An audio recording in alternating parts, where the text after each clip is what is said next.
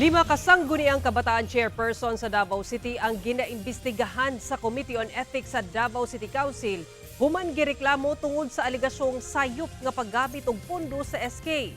Usa ka SK chairperson miresign na matud pa. Ang detalye sa report ni Argil Relator.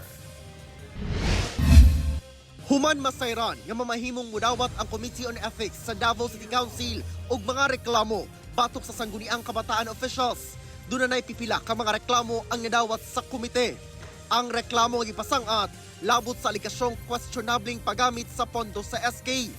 5 na ka SK chairpersons ang gireklamo. Sagad niini ana sa ikatulong distrito. Murag na anay 5. Initially wala. Pero pag sabi namo nga we actually have jurisdiction over SK officials, nagsugod na. So nanay 5 and I think there will be more coming. More of these cases actually involves money matters. Misuse of funds. Naana matud pay usa ka SK chairperson nga nag-resign human nalambigit sa issue sa giingong sayop nga paggamit og pondo. Magpadayon matud pa ang investigasyon sa komite luyo sa pag-resign sa maong SK official. Ang Commission on Audit matud pa mao'y mutino kung sakto o sayop ba ang paggamit sa pondo sa SK.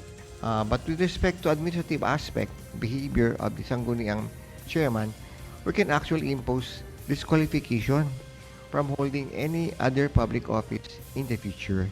Ubos sa balaod, 10% sa annual general fund sa matag barangay ang itagana ngadto sa SK Fund.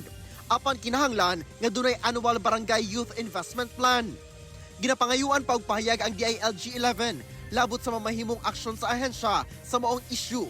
Ingon man ang komento sa SK Federation sa Davao City. Kauban si Jojo Solarte sa kamera. Ako si Argil Relator. 1 Mindanao.